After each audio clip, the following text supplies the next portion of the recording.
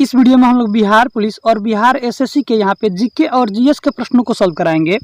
और इन प्रश्नों को आप सॉल्व कीजिएगा तो आपको ये आइडिया मिल जाएगा कि एग्ज़ाम जो है किस पैटर्न पे, किस लेवल पे प्रश्न आपसे पूछे जा रहे हैं एग्ज़ाम में। दोस्तों, यदि आप इस वीडियो को प्ले कर दिए हैं तो वीडियो को फास्टली यानी कि 1.5 के स्पीड पे करके भी आप देख सकते हैं, लेकिन एक बार आप ज़रूर इस वीडियो को देखिए। इसमें देख रहे सारे प्रश्नों को आप किसी न किसी एग्जाम में देख रहे होंगे। ये सारे के सारे पूछे गए प्रश्न हैं और इसी के पैटर्न पे बिहार के एग्जाम में प्रश्न पूछे जाते हैं। तो चलिए शुरू करते हैं इस वीडियो को बिना किसी देरी के। जी दोस्तों, ये देखिए, पहला प्रश्न आपसे यहाँ पे पूछा गया है कि 1991 की जनगणना के अनुसार जनसंख्या के आधार पर भारत में कौन सा राज्य दूसरे नंबर पर बड़ा राज्य माना जाता है। तो दोस्तों, यहाँ पे जनगणना 1951 के अनुसार ये पूछा गया है, लेकिन मैं आपको बता दूं कि आपको यहाँ पे जनगणना 2011 को पूरा अच्छे तरह से तैयार कर लेना है। यानी कि जनगणना से एक प्रश्न आपके एग्जाम में पूछे जा रहा है। ये प्रश्न बहुत ही पुराना यानी कि प्रीवियस क्वेश्चन पेपर है, इसलिए यहाँ पे 1991 से रिलेटेड प्रश्न पूछा गया है। आप 2011 की जनगणना की पूरा प्रश्नों को तैयार कर लीजिएगा।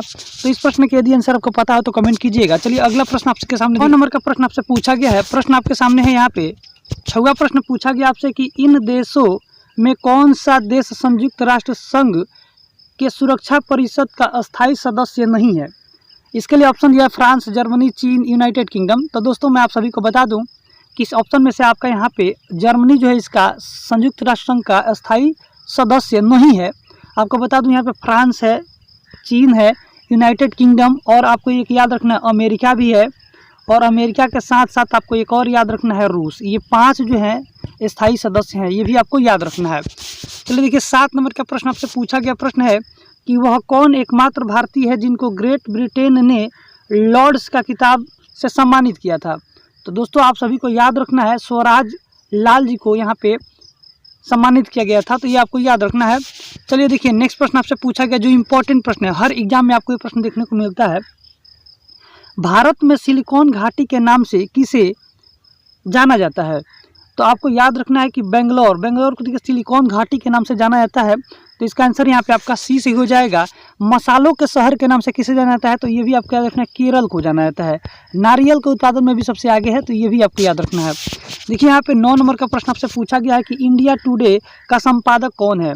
दोस्तों, इंडिया टुडे ये एक पुस्तक है, इसके संपादक जो है वो कौन थे ये आपको बताना है। इस प्रश्न को मैं छोड़ रहा हूँ, आपको कमेंट करना है इसका आंसर क्या होगा। चलिए देखते हैं नेक्स्ट प्रश्न जो आपसे पूछा गया है यहाँ पे। जी हाँ दोस्तों, देखिए यहाँ पे 14 नंबर का प्रश्न पूछा गया कि लिनक्स एक है। तो याद रखिए, लाइनेक्स जो होता है ना, एक प्रकार का ऑपरेटिंग सिस्टम है। ये कंप्यूटर से प्रश्न पूछा गया है, ये ऑपरेटिंग सिस्टम है, ये आपको याद रखना है लाइनक्स। जी देखिए, यहाँ पे नेक्स्ट प्रश्न जो आपके सामने यहाँ पे है कि गुट निरपेक्ष आंदोलन का नेता कौन था। दोस्तों, आप सभी को मैं बता दूं कि गुट निरपेक्ष आंदोलन जो हुआ था ये याद रखना है 1961 में हुआ था। और इसके जो नेता के बारे में पूछा गया कि कौन था, तो आपको याद रखना है कि भारत, इसमें ऑप्शन के हिसाब से भारत इसका सही हो जाएगा। आप सभी को बता दूं कि गुट निरपेक्ष आंदोलन का शुरुआत जो होता है यूगोस्लाविया देश के वहाँ के राष्ट्रपति थे टिटो, उन्होंने ही शुरू किया था। जी हाँ दोस्तों, देखिए अगला प्रश्न यहाँ पे पूछा गया है कि विश्व में किस देश ने स्वयं को हिंदू राष्ट्र, देखिए हिंदू राष्ट्र घोषित किया। तो ये प्रश्न चूंकि पुराना है तो इस ऑप्शन के हिसाब से यहाँ पे आपका नेपाल सही हो जाता। चलिए अगला प्रश्न देखिए जो पूछा गया है 19 नंबर का प्रश्न यहाँ पे कि रामेश्वरम किस राज्य का एक हिस्सा है। दोस्तों, आप सभी को बताना है कि रामेश्वरम जो यहाँ पर राम सेतु जो यहाँ पर रास्ता बना हुआ है श्रीलंका जाने के लिए, वो किस राज्य में स्थित है। तो आपको याद रखना है तमिलनाडु में स्थित है। रामेश्वरम तमिलनाडु में स्थित है। चलिए देखिए, यहाँ पे नेक्स्ट प्रश्न आपसे पूछा गया प्रश्न है कि 1998 का दादा साहब फाल्के पुरस्कार यहाँ पे पूछा गया है। दोस्तों, मैं आपको बता दूं ये इंपॉर्टेंट प्रश्न आपके लिए अभी नहीं हो सकता है। अब आपको याद रखना है कि 2025 में जो है दादा साहब फाल्के पुरस्कार किसको दिया गया था, ये आपको याद रखना है। चलिए नेक्स्ट प्रश्न देखते हैं जो आपसे पूछा गया प्रश्न है आपके सामने यहाँ पे। जी हाँ दोस्तों, देखिए यहाँ पे पूछा गया है 22 नंबर का प्रश्न कि निम्नलिखित में कौन सा देश सार्क का सदस्य नहीं है। बताना है कि इसका सदस्य जो देश नहीं है वो बताना है। तो सबसे पहले मैं आपको बता दूं सार्क का स्थापना कब हुआ था। तो आपको याद रखना है 1985 में हुआ था। और सार्क का मुख्यालय कहाँ है, तो यहाँ पे काठमांडू, नेपाल की राजधानी काठमांडू में है। काठमांडू में है, ये भी आपको याद रखना है इसका मुख्यालय है। और सार्क का फुल फॉर्म होता है एस से साउथ, ए से साउथ एशियन, फिर ए से अटलांटिक, आर से रीजनल, सी से कॉरपोरेशन, याद रखना है यहाँ पे। तो यहाँ पे कौन इसका सदस्य नहीं था ये बताना है। तो ये प्रश्न यहाँ पे मैं बता दूं आपको, म्यांमार, भूटान, मालदीव और चीन ये सभी हैं। भारत के जितने पड़ोसी देश हैं ना, सभी के सभी इसके सदस्य देश हैं, ये आपको याद रखना है। चलिए देखते हैं नेक्स्ट प्रश्न जो पूछा गया आपसे। जी हाँ दोस्तों, देखिए यहाँ पे 25 नंबर का प्रश्न पूछा गया है कि पोखरण सेकेंड परीक्षण कब किया गया था। तो आपको याद रखना है 11 मई 1998 को किया गया था, ये आपको याद रखना है। 11 मई 1998 को पोखरण का सेकेंड परीक्षण किया गया था। और प्रथम परीक्षण कहेगा तो याद रखिएगा 1975 में किया गया था, ये भी आपको याद रखना है। प्रथम 1975 में, दूसरा जो किया गया था 1998 में किया गया था। चलिए देखते हैं नेक्स्ट प्रश्न जो आपसे पूछा गया। प्रश्न आपके सामने है यहाँ पे कि संयुक्त राष्ट्र की जनरल असेंबली ने कॉम्प्रिहेंसिव टेस्ट बैन ट्रीटी, याद रखना इसका CTBT इसका शॉर्ट फॉर्म होता है, इसका जो है स्थापना कब किया गया था ये पूछा गया आपसे। तो आपको याद रखना है यहाँ पे कि 24 अक्टूबर 1996 में इसका गठन किया गया था। जी हाँ दोस्तों, देखिए प्रश्न पूछा गया है 31 नंबर का कि ग्रैंड केनिया क्या है। तो आपको मैं बता दूं कि एक खड़ग है, ये एक गोर्ज है, गोर्ज याद रखना है आपको। चलिए देखिए नेक्स्ट प्रश्न आपसे पूछा गया यहाँ पे जो प्रश्न है कि किसी स्थान का मानक समय स्टैंडर्ड टाइम निर्धारित करने का आधार क्या होता है। तो मैं आपको बता दूं कि किसी भी समय का जो समय निर्धारण किया जाता है वो वहाँ के देशांतर रेखा के द्वारा किया जाता है दोस्तों। तो आपको याद रखना है कि इसका आंसर देशांतर रेखा हो जाएगा। मैं आप सभी को बता दूं कि भारत का जो मानक समय रेखा जो है वो इलाहाबाद के नैनी से, देखिए नैनी से, इलाहाबाद के नैनी से गुजरता है। और ग्रीनविच जो रेखा है उससे अपना देश का जो समय है वो 5-5.5 घंटा यहाँ पे आगे चलता है। चलिए अगला प्रश्न देखते हैं। प्रश्न है कि बोडो निवासी है कहाँ के। तो बोडो आपको मैं बता दूं यहाँ पे वो निवासी है गारो पहाड़ियों की। तो इसका आंसर आपको याद रखना है ए हो जाएगा। चलिए देखिए अगला प्रश्न पूछा गया प्रश्न है आपसे कि पनामा नहर जोड़ती है किसको। तो याद रखिएगा पनामा नहर जो जोड़ती है वो आपको जोड़ती है यहाँ पे प्रशांत महासागर से अंध महासागर को जोड़ती है पनामा नहर, ये आपको याद रखना है। देखिए अगला प्रश्न पूछा गया यहाँ पे कि माउंट एटना है, याद रखिएगा मोस्ट इंपॉर्टेंट प्रश्न है ये। माउंट एटना एक प्रकार का ज्वालामुखी है, तो इसका आंसर यहाँ पे आपका सी सही हो जाएगा। नेक्स्ट प्रश्न देखते हैं जो आपसे पूछा गया प्रश्न आपके सामने यहाँ पे। जी हाँ दोस्तों, देखिए प्रश्न पूछा गया है कि हिमालय का पर्वतीय प्रदेश है। तो याद रखिएगा हिमालय का पर्वतीय प्रदेश का नाम पूछा गया है, तो याद रखिएगा ट्रांस हिमालय इसका आंसर सही हो जाएगा, पर्वतीय जो है प्रदेश है। नेक्स्ट प्रश्न देखिए जो आपसे पूछा गया 37 नंबर का है कि भारत का सबसे बड़ा रबड़ उत्पादक राज्य कौन सा है। तो दोस्तों मैं आप सभी को बता दूं कि भारत में सर्वाधिक मात्रा में रबड़ जो उत्पादित करता है वो केरल करता है, और सर्वाधिक मात्रा में यहाँ पे मसाला का भी और नारियल का भी उत्पादन होता है, ये भी आपको याद रखना है। भारत में सर्वाधिक मात्रा में कॉफ़ी का उत्पादन करता है वो कर्नाटक करता है, ये भी आपको याद रखना है यहाँ से। और यहाँ पे आंध्र प्रदेश का नाम दिया है, तो मैं बता दूं कि भारत में सबसे अधिक मात्रा में यहाँ पे अंडा, याद रखिएगा अंडा का और खैनी का, याद रखना ये इसका उत्पादन वहाँ पे सबसे ज़्यादा होता है। दोस्तों आपसे 38 नंबर का प्रश्न यहाँ पे पूछा गया है कि आम्रवर्षा है क्या। तो आम्रवर्षा में आप सभी को बता दूं यहाँ पे कि बिहार और एवं बंगाल में मार्च महीने में होने वाला एक वर्षा है जिसका नाम है आम्रवर्षा, याद रखिएगा आप सभी लोग। ये मार्च और अप्रैल महीने में बारिश होता है जो बिहार और पश्चिम बंगाल में, उसे ही आम्रवर्षा के नाम से जानते हैं। चलिए देखते हैं 39 नंबर का प्रश्न पूछा गया है कि पूर्वी घाट एवं पश्चिमी घाट का मिलन स्थल है। दोस्तों मैं आपको बता दूं कि पूर्वी घाट और पश्चिमी घाट जहाँ मिलता है उस स्थल का नाम बताना है। तो याद रखिए नीलगिरी की पहाड़ियाँ जो है वो पूर्वी घाट और पश्चिमी घाट को जोड़ने का काम करता है। चलिए देखते हैं यहाँ पे 40 नंबर का प्रश्न पूछा गया है कि भारत में जनसंख्या घनत्व की दृष्टि से बिहार का क्रम क्या है। तो दोस्तों आप सभी को मैं बता दूं कि भारत में जनसंख्या घनत्व की दृष्टि से इसका पहला स्थान है, आपको याद रखना है पहला स्थान है। और कितना है तो 1 किलोमीटर में यहाँ पे लगभग 1106 आदमी रहते हैं लोग। और भारत में सबसे कम जनसंख्या घनत्व वाला राज्य का नाम पूछेगा तो आंध्र प्रदेश हो जाएगा, यहाँ पे 1 किलोमीटर में मात्र 17 व्यक्ति रहते हैं, ये भी आपको याद रखना है। देखिए 41 नंबर का प्रश्न पूछा गया है कि भारत अपनी आवश्यकता से अधिक उत्पादन क्या करता है। तो याद रखिएगा चाय का उत्पादन करता है। चलिए देखते हैं यहाँ पे प्रश्न जो पूछा गया इंपॉर्टेंट प्रश्न है, ये प्रश्न है कि पश्चिम की ओर प्रभावित होने वाली नदियों का नाम बताना। देखिए दोस्त मैं आपको बता दूं कि बहुत भारत की जितनी नदियां हैं सभी नदियां यहाँ पे पूरब से पश्चिम से पूरब की ओर बहती है, लेकिन यहाँ पे वो बताना उस नदियों का नाम है जो यहाँ पे पश्चिम की ओर यानी कि पूरब से पश्चिम की ओर बहती है। तो याद रखिएगा नर्मदा और ताप्ती। तो 1 और 2 जिस ऑप्शन में दिया होगा उसको टिक करेंगे। तो यहाँ पे ऑप्शन ए में दिया हुआ है नर्मदा और ताप्ती, तो इसको सही कर देंगे। चलिए देखते हैं यहाँ पे 43 नंबर का प्रश्न है कि राष्ट्रीय पर्यावरण शोध संस्थान, याद रखिएगा राष्ट्रीय पर्यावरण शोध संस्थान पूछेगा तो नागपुर इसका आंसर सही हो जाएगा। राष्ट्रीय पर्यावरण शोध संस्थान पूछेगा तो नागपुर आपको याद रखना है। चलिए देखिए यहाँ पे पूछा गया प्रश्न आपसे है यहाँ पे कि बिहार की सीमा लगने वाले भारत राज्यों को बताना। देखिए बताना है कि बिहार राज्य के साथ कितने राज्यों का सीमा सटता है। तो इसका आंसर आप कमेंट कीजिए कि कितना होगा। चलिए देखते हैं नेक्स्ट प्रश्न जो पूछा गया आपसे है यहाँ पे। जी हाँ दोस्तों, देखिए यहाँ पे 50 नंबर का प्रश्न पूछा है कि पूरब में बंगाल का दुख, देखिए ध्यान से, कही जाने वाली बिहार का उद्गम होने वाली नदी का नाम बताना है। तो बंगाल के शोक से किस नदी को जानते हैं? तो याद रखिएगा दामोदर नदी को। और आप सभी को मैं बता दूं कि बिहार में यह भ्रंश घाटियों से होकर प्रभावित होती है, ये भी आपको याद रखना है। लेकिन यहीं पर अगर आप प्रश्न आपसे ये पूछा जाए कि बिहार का शोक किसे कहा जाता है, तो याद रखिए कोसी नदी को कहा जाता है। कोसी नदी को बिहार का शोक कहा जाता है। चलिए अगला प्रश्न देखिए जो आपसे पूछा गया प्रश्न है। 51 नंबर का प्रश्न पूछा है कि भारतीय राष्ट्रीय कांग्रेस का स्थापना किया गया। दोस्तों आप सभी को मैं बता दूं कि 28 दिसंबर, याद रखना है आप सभी को, 1885 में यहाँ पे भारतीय राष्ट्रीय कांग्रेस का स्थापना किया गया। और जो व्यक्ति इसका स्थापना किए थे उनका नाम था A.O. ह्यूम। याद रखिएगा A.O. ह्यूम ने इनका स्थापना किया। और कांग्रेस के प्रथम जो अध्यक्ष बनाए गए थे उनका नाम आपको याद रखना है W.C. बनर्जी बने थे। साथ ही साथ मैं आप सबको बता दूँ कि A.O. ह्यूम को यहाँ पे अंग्रेज़ों का जो वायसराय था डाफरिन, उसने कहा था कि जा यहाँ पे हिंदुओं के लिए, यहाँ पे भारतवासियों के लिए एक कांग्रेस का स्थापना करने का ये सलाह दिया था डाफरिन ने, ये भी आपको याद रखना है। चलिए देखते हैं यहाँ पे 52 नंबर का प्रश्न आपसे पूछा गया प्रश्न है कि निम्नलिखित में कौन नरमपंथी में नहीं थे? बताना है कि नरमपंथी दल के नेता इनमें से कौन नहीं थे। तो मैं आप सभी को बता दूं कि यहाँ पे आपका बाल गंगाधर तिलक इसका सही आंसर हो जाएगा। गोपाल कृष्ण गोखले, R.C. दत्त, W.C. बनर्जी, ये सभी लोग नरम दल के नेता थे।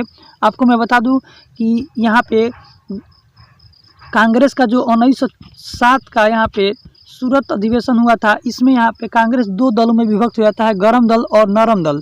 तो गरम दल के जो नेता कहलाए उसमें आते हैं, यहाँ याद रखिएगा, लाल बाल पाल, ये याद रखना है, लाल बाल पाल, यानी कि बाल से बाल गंगाधर तिलक, लाल से लाला लाजपत राय और यहाँ पे पाल से बिपिन चंद्र पाल, ये सभी जो थे गरम दल के नेता थे। चलिए अगला प्रश्न देखिए जो आपसे पूछा गया प्रश्न आपके सामने यहाँ पे कि भारतीय राष्ट्रीय आंदोलन गरमपंथियों के प्रभावाधीन कब आ गया? तो आपको याद रखना है 1906 में आ गया था, ये डेट आपको याद रखना है। इसका आंसर यहाँ पे ए सही हो जाएगा। चलिए देखते हैं यहाँ पे प्रश्न पूछा गया है कि भारतीय राष्ट्रीय सेना की स्थापना किस वर्ष हुई थी? तो आप सभी को याद रखना है भारतीय राष्ट्रीय सेना यानी कि INA, इंडियन नेशनल आर्मी की स्थापना कब हुई थी? तो 1942 में किया गया था, ये आपको याद रखना है। चलिए देखते हैं नेक्स्ट प्रश्न आपसे पूछा गया प्रश्न है कि भारतीय राष्ट्रीय कांग्रेस के संस्थापक थे एक क्या थे? तो दोस्तों अभी मैंने आपको बताया कि भारतीय राष्ट्रीय कांग्रेस की स्थापना 1885 में होता है और इसके स्थापनाकर्ता जो थे A.O. ह्यूम जी थे। और वो एक प्रकार से पेशे से क्या थे? तो आपको याद रखना है कि वो सिविल सर्वेंट थे, यानी कि असैनिक सेवक थे। सिविल सर्वेंट को हिंदी में असैनिक सेवक कहते हैं, ये भी आपको याद रखना है। चलिए देखिए यहाँ पे 56 नंबर का प्रश्न पूछा गया कि भगत सिंह, राजगुरु, सुखदेव को फांसी कब दी गई थी? तो आपको याद रखना है कि मार्च 1931 में इन तीनों व्यक्तियों को फांसी दे दिया गया था। और फांसी देने का मुख्य कारण क्या था? तो याद रखिएगा लाहौर, याद रखिएगा लाहौर षड्यंत्र, याद रखिएगा ये प्रश्न पूछा जाता है। लाहौर षड्यंत्र के लिए इन्हें फांसी की सज़ा दी जाती है, ये भी आपको याद रखना है। चलिए देखते हैं यहाँ पे प्रश्न पूछा गया है 57 नंबर का कि लंदन में जनरल ओ डायर को किसने गोली मार कर हत्या कर दी?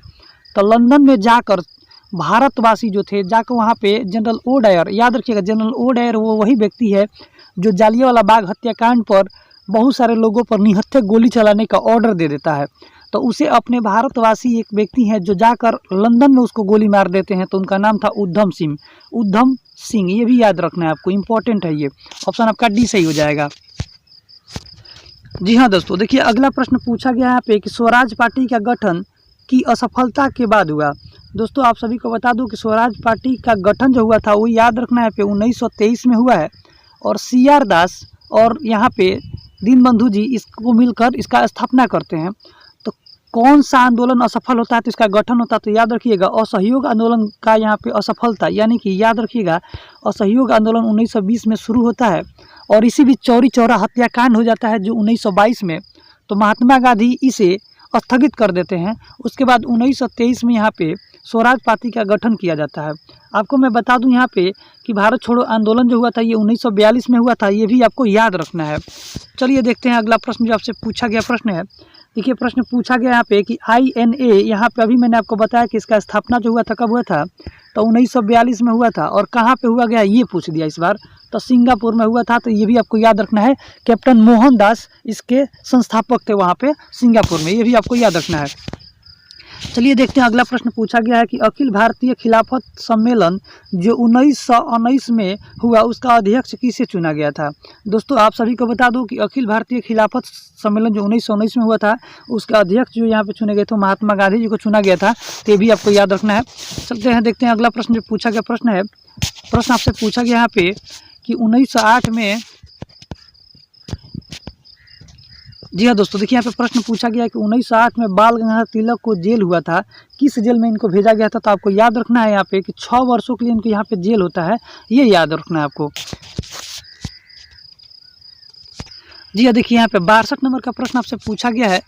प्रश्न आपके सामने यहाँ पे 62 नंबर का दिया गया है। प्रश्न है कि अधिकतम नरमपंथी नेता थे कहाँ से रहने वाले थे। तो याद रखिए नरमपंथी नेता जितने लोग थे वो शहरी क्षेत्रों से थे और गर्मपंथी नेता जो थे लगभग ग्रामीण क्षेत्रों से थे। चलिए अगला प्रश्न देखते हैं जो पूछा गया है, इंपॉर्टेंट प्रश्न है यहाँ पे। देखिए प्रश्न है आपके सामने यहाँ पे कि 1857 की विद्रोह का बिहार में 15 जुलाई 1857 से लेकर 20 जनवरी 1858 का केंद्र क्या रहा था। तो याद रखिएगा जगदीशपुर। इसका आंसर यहाँ पे आपका डी सही हो जाएगा। देखिए दोस्तों अगला प्रश्न पूछा गया कि होज विद्रोह हुआ था, कब हुआ था। तो होज विद्रोह आपको याद रखना है 1820-21 में हुआ था। तो इसका आंसर यहाँ पे सी सही हो जाएगा। जी देखिए 65 नंबर का प्रश्न आपसे यहाँ पे पूछा गया है कि जगदीशपुर के राजा थे कौन थे। तो याद रखिएगा जगदीशपुर के राजा जो थे वो वीर कुंवर सिंह जी थे। तो इसका आंसर यहाँ पे आपका डी सही हो जाएगा। चलिए देखते हैं नेक्स्ट प्रश्न जो पूछा गया आपसे है यहाँ पे। प्रश्न है यहाँ पे कि रामविलास सिंह फारवर्ड ब्लॉक के एक सक्रिय सदस्य थे, किस जिला से संबंध रखते थे। तो इसका आंसर आप कमेंट कीजिएगा, इसका आंसर क्या होगा। जी हाँ देखिए नेक्स्ट प्रश्न पूछा गया आपसे यहाँ पे कि श्री जगत नारायण लाल की पत्नी का नाम बताना है क्या था। तो याद रखिएगा श्रीमती राम प्यारी। इसका आंसर यहाँ पे आपका ए सही हो जाएगा। चलिए देखते हैं यहाँ पे 69वां प्रश्न पूछा गया है कि डॉक्टर राजेंद्र प्रसाद को 9 अगस्त 1942 को गिरफ्तार करके भेजा गया किस जेल में। याद रखिएगा तो मैं बता दूं कि बांकीपुर जेल में इनको भेजा गया था। राजेंद्र बाबू को किस जेल में भेजा गया था। तो बांकीपुर जेल में, ये भी याद रखना है। 9 अगस्त 1942 को उनको गिरफ्तार किया गया था। चलिए नेक्स्ट प्रश्न देखिए जो पूछा गया है कि जयप्रकाश दिवस कब मनाया जाता है। तो दोस्तों आप सभी को याद रखना है कि अप्रैल 1946 में जयप्रकाश नारायण दिवस के रूप में मनाया जाता है। चलिए देखते हैं यहाँ पे प्रश्न आपसे साइंस के प्रश्न के पूछे गए हैं। लेवल देखिए क्या है साइंस का कि पुरुष जीन घटक होते हैं। बताना है कि पुरुषों में कौन से जीन पाए जाते हैं। तो आप सभी को पता है कि महिलाओं में XX पाया जाता है और पुरुषों में XY पाया जाता है। तो इस प्रकार से इसका आंसर यहाँ पे बी सही हो जाएगा, XY। चलिए देखते हैं इंपॉर्टेंट प्रश्न है कि निम्न रक्त वर्ग यानी कि सर्वदात्रिक दाता, देखिए सर्वदाता कौन सा है। यूनिवर्सल डोनर आपको रक्त बताना है। तो जो किसी को रक्त दे सकता है तो वो है O और किसी का रक्त ले सकता है वो है AB, सर्वग्राही इसको बोलते हैं। ये भी आपको याद रखना है। चलिए देखते हैं नेक्स्ट प्रश्न जो पूछा गया है साइंस के प्रश्न के पूछे गए हैं कि प्रकाश संश्लेषण होता है। तो प्रकाश संश्लेषण एक ऐसा क्रिया है जिसके द्वारा पेड़ पौधे अपना भोज्य पदार्थों का निर्माण करते हैं। तो आपको बताना है कि प्रकाश संश्लेषण क्रिया कब होता है। तो देखिए रात में नहीं होता है, दिन और रात में नहीं होता है, दिन में अथवा रात्र में नहीं, केवल दिन में होता है, क्योंकि सूर्य के प्रकाश के बिना प्रकाश संश्लेषण की क्रिया नहीं हो सकता है। तो इस प्रकार से आपका डी सही हो जाएगा। चलिए देखते हैं नेक्स्ट प्रश्न पूछा गया है कि प्रकाश संश्लेषण के लिए कौन सी गैस आवश्यक है। दोस्तों आप सभी को मैं बता दूं कि पेड़ पौधे अपना भोज्य पदार्थ बनाते हैं तो इनको वातावरण से CO2 लेना आवश्यक हो जाता है और उसके जड़ें जो है धरती से H2O ले लेते हैं। तत्पश्चात यहाँ पे क्लोरोफिल और सूर्य के प्रकाश की उपस्थिति में ये लोग यहाँ पे ग्लूकोज और मैं आपको बता दूं कि जल और ऑक्सीजन का निर्माण करते हैं। ये भी आपको याद रखना है। तो इस प्रकार से इस प्रश्न का आंसर क्या हो जाएगा आपका। तो कार्बन डाइऑक्साइड, ऑप्शन डी सही हो जाएगा। चलिए देखिए नेक्स्ट प्रश्न पूछा गया है कि जीव विकास को सर्वप्रथम किसने समझाया।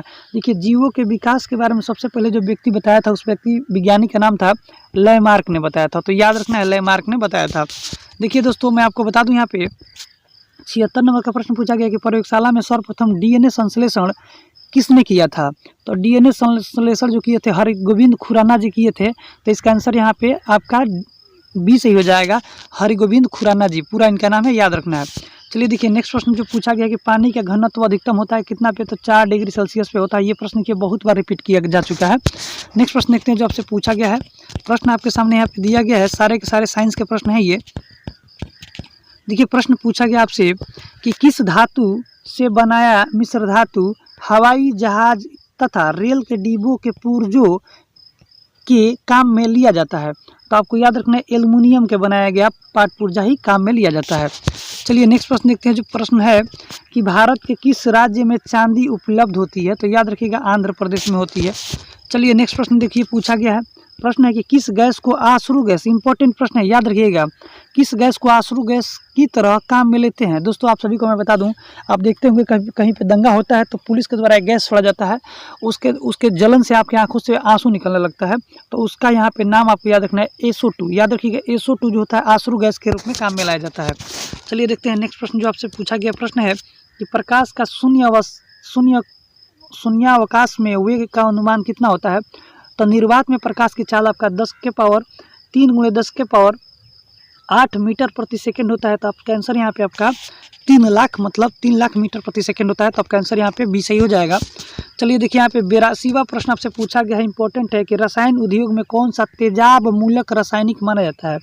बताना है कि इसमें से किसको तेजाब के भी नाम से जाना जाता है। तो मैं आपको बता दूं कि सल्फ्यूरिक अम्ल यानी कि H2SO4 को यहाँ पे तेजाब के रूप में जानते हैं। तो इसका आंसर यहाँ पे आपका सी सही हो जाएगा। चलिए देखते हैं यहाँ पे आपसे प्रश्न पूछा गया है कि आंतों के रोगी के निदान में निम्नलिखित में से किस किरणों का उपयोग करते हैं? तो दोस्तों आप सभी को याद रखना है कि एक्स किरणों का उपयोग करते हैं। तो इसका आंसर यहाँ पे आपका ए सही हो जाएगा। दोस्तों आप सभी को बता दूं मैं कि 84वां प्रश्न पूछा गया कि फ्यूज का सिद्धांत किस पर आधारित है? तो फ्यूज जो है आपको मैं बता दूं यहाँ पे कि विद्युत ऊष्मीय प्रभाव पर आधारित है, क्योंकि ऊष्मा का मात्रा जैसे ही बढ़ता है तो फ्यूज यहाँ पे गल के टूट जाता है, जिसके वजह से घरों में टीवी इत्यादि सब जलने से बच जाता है। आप सभी को ये पता होना चाहिए। चलिए देखते हैं नेक्स्ट प्रश्न पूछा गया प्रश्न है कि परमाणु के नाभिक में निम्नलिखित में से कौन से कण यहाँ पे पाए जाते हैं? तो दोस्तों आप सभी को मैं बता दूं कि परमाणु के नाभिक में यहाँ पे प्रोटॉन और न्यूट्रॉन पाया जाता है और इलेक्ट्रॉन इसके चारों तरफ चक्कर लगाता है। तो प्रोटॉन और न्यूट्रॉन आपको यहाँ पे आंसर टिक करना है। चलिए नेक्स्ट प्रश्न देखते हैं। 86 नंबर का प्रश्न पूछा गया प्रश्न है, सारे के सारे साइंस के प्रश्न देखिए पूछे गए हैं। शुष्क बर्फ ड्राई आइस कहा जाता है किसको? तो याद रखिएगा ठोस कार्बन डाइऑक्साइड को यहाँ पे ड्राई बर्फ के नाम से यानी कि शुष्क बर्फ के नाम से जानते हैं, ठोस कार्बन डाइऑक्साइड को। ये आपको याद रखना है। दोस्तों देखिए फिजिक्स का प्रश्न पूछा गया है यहाँ पे कि दूरदृष्टि निवारण के लिए काम में लाया जाता है, किस लेंस को लाया जाता है दोस्तों? तो आपको मैं बता दूं यहाँ पे दूरदृष्टि को उत्तल लेंस के द्वारा यहाँ पे ठीक किया जाता है। तो ये आपको याद रखना है। अगर कहता है कि निकट दृष्टि दोस्त को कैसे ठीक किया जाता है, तो निकट दृष्टि को अवतल लेंस से ठीक करते हैं। निकट आव ऐसे करके ट्रिक याद कर सकते हैं। निकट आव यानी कि अवतल लेंस, और दूरदृष्टि के लिए यहाँ पे तो आपको बता दूं कि उत्तल लेंस। दोस्तों आपको एक बात बता दूं कि दूरदृष्टि का मतलब ये होता है जिसको दूर की वस्तु दिखाई देती है लेकिन नज़दीक की वस्तु दिखाई नहीं देगी, उसे दूरदृष्टि कहते हैं। निकट दृष्टि दोस्त उसे कहेंगे जो उसको नज़दीक की वस्तु दिखाई देगी लेकिन दूर की वस्तु नहीं दिखाई देगी, उसे निकट दृष्टि दोस्त कहते हैं। ये आपको यहाँ पे कन्फ्यूजन होता है बहुत लोगों को, इसलिए आपको ये ध्यान में रखना है। चलिए देखिए प्रश्न पूछा गया यहाँ पे कि दोपहर के 12 बजे किस दिशा में इंद्रधनुष दिखाई देगा? तो दोस्तों आप सभी को इस प्रश्न को कॉमन सेंस से भी सॉल्व कर सकते हैं कि दोपहर के 12 बजे सूर्य जो होता है एकदम सीधे हमारे सर पे होता है, तो उसका कहीं भी छाया नहीं बन सकता है। इस प्रकार से इसका हम इंद्रधनुष के यहाँ पे नहीं देख सकते, उसका छाया नहीं देख पाएंगे। 19 नंबर का प्रश्न पूछा गया है, प्रश्न इंपॉर्टेंट है, थोड़ा ध्यान से देखिएगा इसको। प्रश्न आपसे पूछा गया है यहाँ पे कि जननांकी में लिंगानुपात का संदर्भ क्या? देखिए आपको बताना है लिंगानुपात जो है ना किस पर निकाला जाता है। तो आप सभी को बता दूं कि किसी भी देश के प्रति 1000 पर महिलाओं की संख्या का अनुपात को, तो प्रति 1000 पुरुषों पर महिलाओं की संख्या का अनुपात को क्या कहते हैं? जननांकी लिंगानुपात कहते हैं। ये आपको याद रखना है। जी हाँ देखिए 120 नंबर का प्रश्न इंपॉर्टेंट है, आपको इसको ध्यान में रखना है। प्रश्न है आपका कि भारतीय मुद्रा छापी जाती है कहाँ पर? तो भारतीय मुद्रा जो है रुपया जो छपता है वो याद रखिएगा नासिक प्रिंटिंग प्रेस में छपता है। तो आपको याद रखना है, इसका आंसर यहाँ पे डी सही हो जाएगा ऑप्शन के हिसाब से।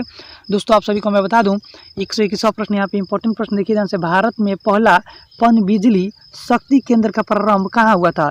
तो पन बिजली जो है सबसे पहला जो गठित किया गया था बना था, तो आपको याद रखना है 1902 में यह बना था। और कहाँ बना था? तो कर्नाटक के शिव समुद्रम में ये बना था। तो आपको याद रखना है शिव समुद्रम, इसका आंसर हो जाएगा। कर्नाटक राज्य में पड़ता है, 1902 में इसका गठन किया गया था। जी हाँ दोस्तों देखिए 23वां प्रश्न आपसे पूछा गया है। यहाँ पे प्रश्न है आपके सामने कि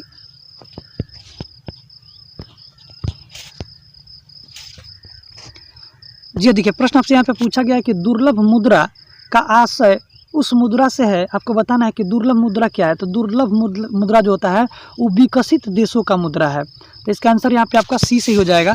चलिए देखते हैं नेक्स्ट प्रश्न जो आपसे पूछा गया प्रश्न है यहाँ पे कि नाबार्ड उधार देता है किसको। तो याद रखिएगा नाबार्ड जो है ना यहाँ पे उधार देता है कृषि एवं ग्रामीण विकास बैंकों को देता है। तो कृषि और ग्रामीण विकास बैंकों को उधार देने का काम करता है नाबार्ड, ये आपको याद रखना है। जी हाँ दोस्तों, देखिए प्रश्न पूछा गया है 125 नंबर का कि WTO वर्ल्ड ट्रेड ऑर्गेनाइजेशन अस्तित्व में आया कब। तो आपको याद रखना 1 जनवरी 1995 में यहाँ पे वर्ल्ड ट्रेड ऑर्गेनाइजेशन का गठन हुआ था। जी हाँ दोस्तों, देखिए यहाँ पे प्रश्न आपसे पूछा गया 127 नंबर का कि भारत में योजना अवकाश कब हुआ था। तो आपको याद रखना है पंचवर्षीय योजना बताना है कि कब आपका योजना में गैप देखने को मिलता है। तो याद रखिएगा 1966 से 69 के बीच में यहाँ पे योजना अवकाश देखने को मिलता है, ये आपको याद रखना है। चलिए नेक्स्ट प्रश्न देखते हैं जो पूछा गया प्रश्न आपके सामने। यहाँ पे प्रश्न पूछा गया है 129 नंबर का कि पंचवर्षीय योजना का अंतिम अनुमोदन कौन देता है। तो याद रखिए राष्ट्रीय विकास परिषद देता है। तो इसका आंसर यहाँ पे आपका ए सही हो जाएगा। जी हाँ दोस्तों, 130 नंबर का प्रश्न के बहुत बार रिपीट किया गया है। योजना आयोग है, तो योजना आयोग एक प्रकार का असंवैधानिक निकाय है। योजना आयोग का उल्लेख हमारे संविधान में नहीं मिलता है, इसलिए इसको असंवैधानिक कहा गया है। और योजना आयोग का गठन आपको याद रखना 1950 में किया गया था। इसके अध्यक्ष जो होते हैं देश के प्रधानमंत्री होते हैं।